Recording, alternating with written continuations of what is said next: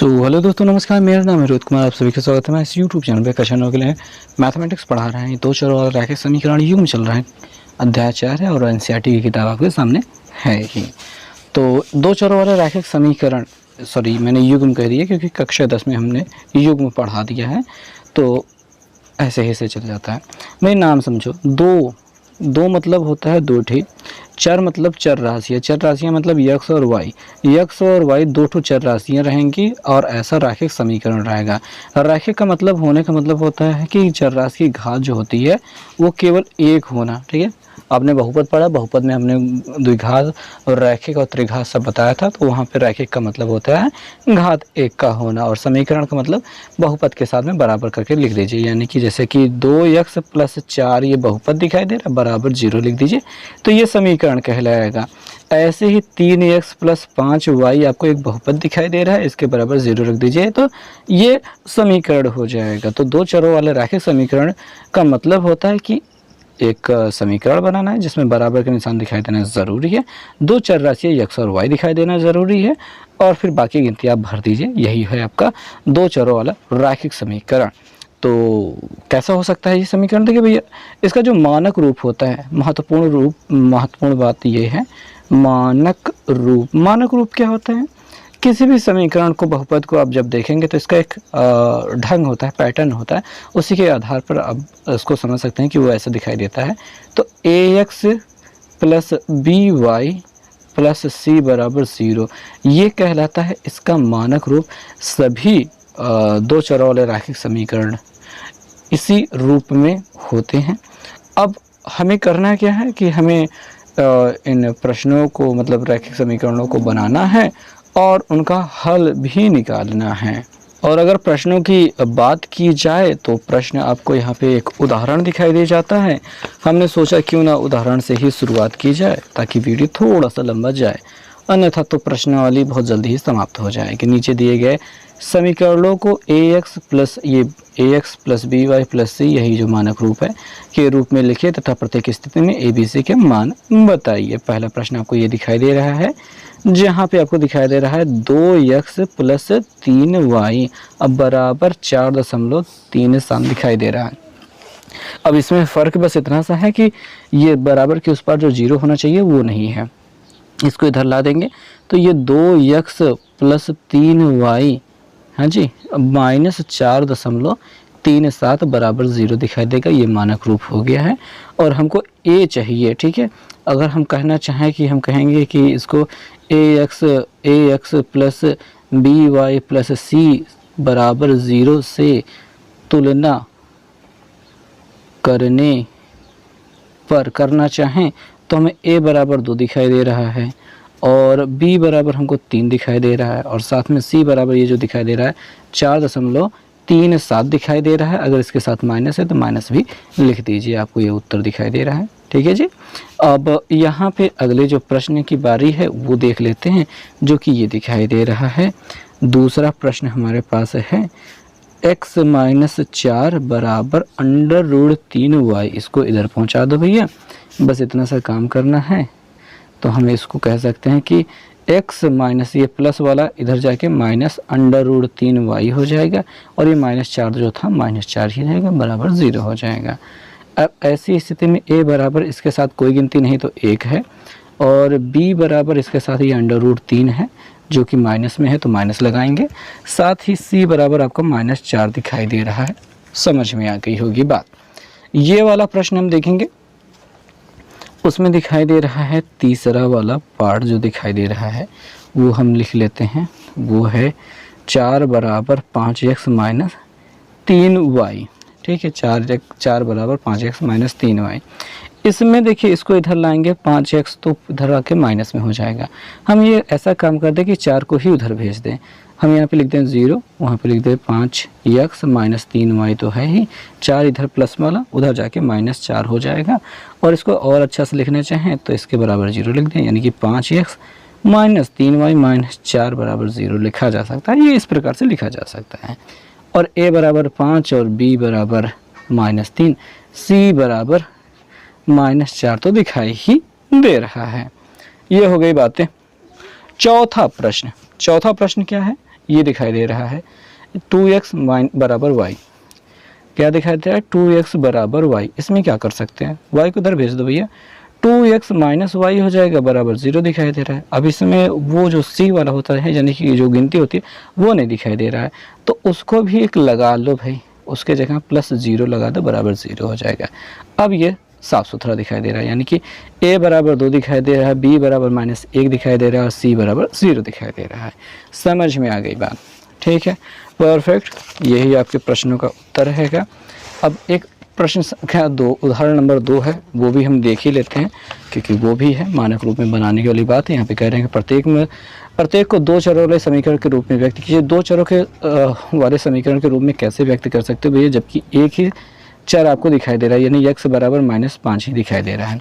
सबसे पहले तो 5 को इधर ला लो, x + 5 बराबर 0 हो गया। यहाँ पे y नहीं दिखाई दे रहा है, तो ये x प्लस जो नहीं दिखाई दे रहा है उसके साथ 0 लगा दो, तो ये 0y हो गया और +5 बराबर क्या हो गया 0। a b c का मान लिख सकते हो, पर्याप्त है, ये बन चुका है। दूसरा प्रश्न देखो भैया, y बराबर दिखाई दे रहा है 2। अब क्या करोगे, 2 को इधर ला दोगे तो y - 2 बराबर 0 दिखाई देगा। अब यहाँ पे x नहीं है, तो आप क्या कर सकते हो कि 0x लिख सकते हो, प्लस y तो है ही और ये -2 तो है ही, बराबर 0 हो गया। शानदार बात। तीसरे प्रश्न की बारी, आई होप आपको समझ में आ रहा होगा। यहाँ पे 2x बराबर 3 दिखाई दे रहा है, 3 को इधर लागो तो 2x - 3 बराबर 0 मिलेगा।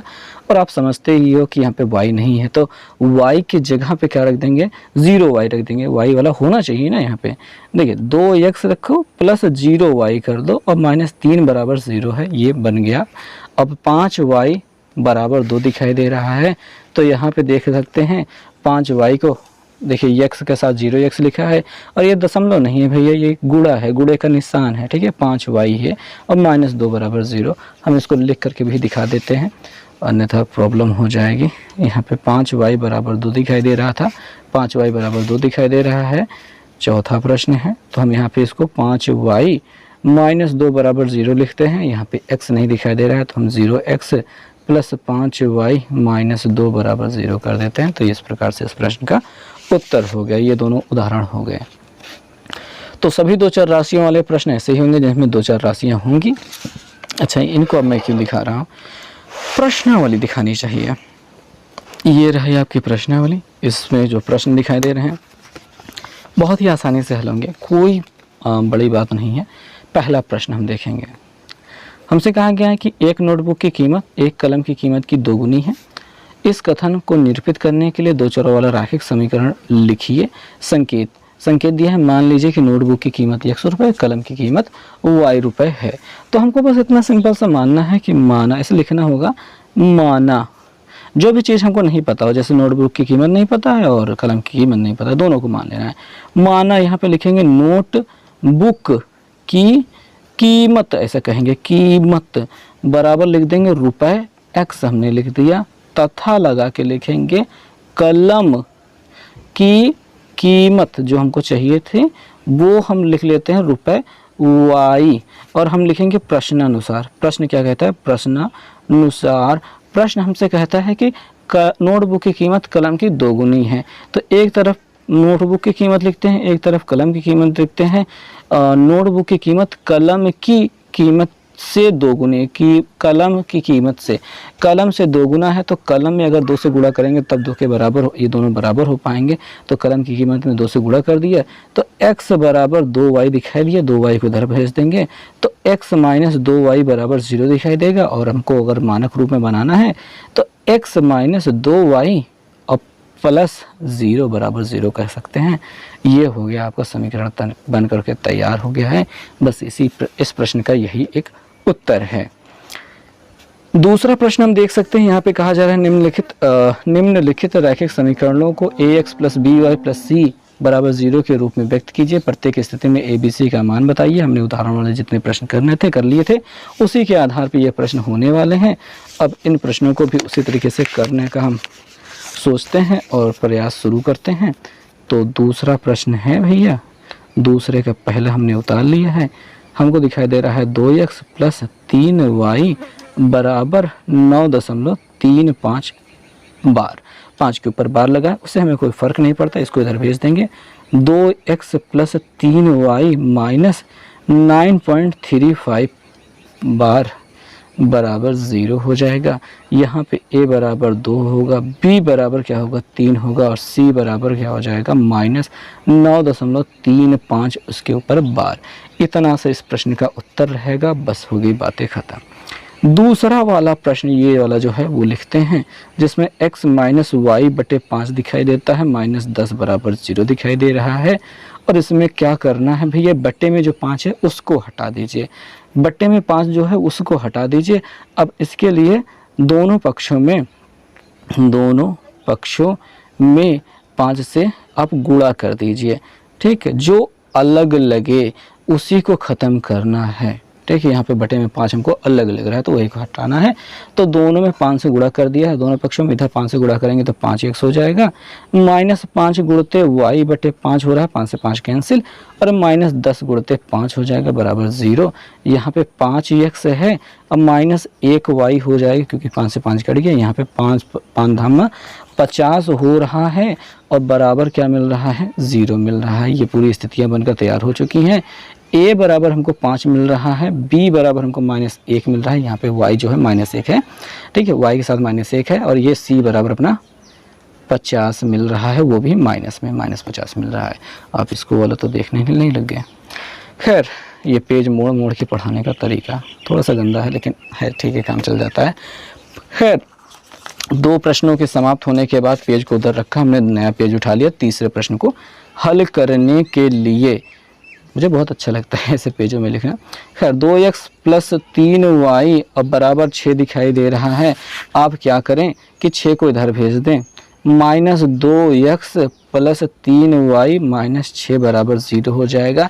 एक छोटी सी बात ये भी देखनी है कि आगे हमको माइनस पसंद नहीं है। क्या भैया, हमको आगे माइनस पसंद नहीं है, बस उसी के लिए माइनस 1 से गुणा कर देंगे ताकि हट जाए। गुणा करने पर ताकि आगे से माइनस हट जाए, आगे से माइनस हट जाएगा 2x हो जाएगा, ये माइनस 3y हो जाएगा, और ये प्लस 6 हो जाएगा बराबर 0 में माइनस से गुणा करने पर वो 0 ही रहता है, ना प्लस होता है ना माइनस होता है।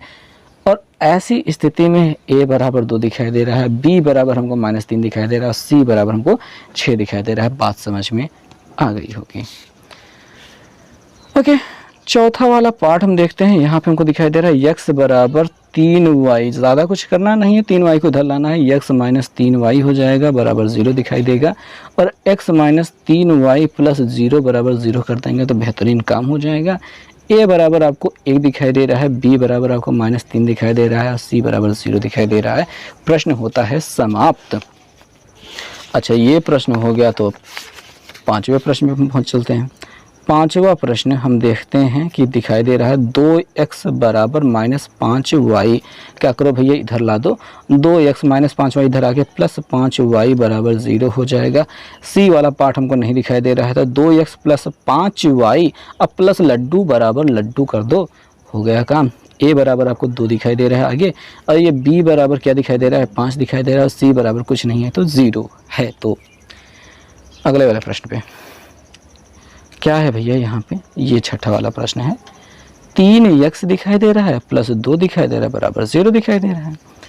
अब यहाँ पे y वाला पार्ट नहीं है, तो 3x प्लस 0y कर लीजिए, अब प्लस 2 तो दिखाई दे रहा है बराबर 0 हो गया। समझ में आ रही बात, y वाला पार्ट इसमें लैप था, मिसिंग था, तो हो गया भाई, बात ये बन चुकी है, मानक रूप में बदल गया। a बराबर हमको 3 दिखाई दे रहा है, अब b बराबर 0 दिखाई दे रहा है, और c बराबर क्या दिखाई दे रहा है, सॉरी 2 दिखाई दे रहा है। मैंने इस 2 को 3 लिख दिया था, गलती से गलती हो गई, सॉरी।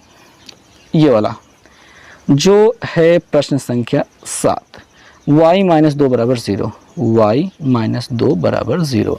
यहाँ पे क्या नहीं दिखाई दे रहा भैया, x वाला पार्ट नहीं दिखाई दे रहा है, तो यहाँ पे 0x कर लो ना, और प्लस ये प्लस में होता है इसलिए प्लस y लिख रहे हैं, और माइनस 2 बराबर 0। समझ में आई बात, जो नहीं दिखाई दे रहा था उसको 0x लिख लिया। तो a बराबर हमको 0 मिल गया, b बराबर हमको क्या मिल गया है 1 मिल गया, क्योंकि y के साथ 1 रहेगा, और c बराबर माइनस 2 दिखाई दे रहा है। ख़त्म हो गई बात। अगला वाला प्रश्न जिसको कहेंगे 8 नंबर प्रश्न, ये वाला जो दिखाई दे रहा है 5 बराबर 2x। 5 बराबर 2x दिखाई दे रहा है। हम यहाँ पे कर सकते हैं 2x को इधर भेज सकते हैं जो कि माइनस में हो जाएगा।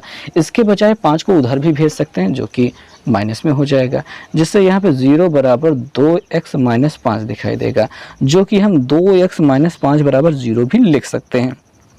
और फिर हम लिख सकते हैं कि 2x, हमको y नहीं दिखाई दे रहा तो 0y लिख सकते हैं, और माइनस 5 बराबर 0 तो दिखाई दे रहा है। और a बराबर हो जाता है 2 और b बराबर हो जाता है 0 और c बराबर क्या हो जाता है अपना -5। ये आंसर हो जाएगा।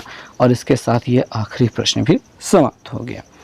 तो प्रश्नावली 4.1 पूरी तरीके से समाप्त हो चुकी है। उम्मीद है समझ में आया होगा। यहाँ पे मानक रूप में लिखने की केवल बात की गई थी और यहाँ पे एक समीकरण बनाने को दिया गया था, जो कि बहुत आसान प्रश्न है। हालांकि कक्षा 8, 6, 7, 8 में आपने बनाने का इसका तो थोड़ा बहुत प्रयास किया था, लेकिन अगर प्रयास नहीं भी किया था तो यहाँ पे बहुत आसान सा प्रश्न है, तो ये बताने के लिए मेरा बनाना बहुत आसान हो जाता है। फिर भी अगर नहीं समझ में आता है तो आप कमेंट करके बताइए, हम उसको बेहतर करने की कोशिश करेंगे। फिलहाल इस वीडियो में इतना ही बात ख़त्म होती है। धन्यवाद।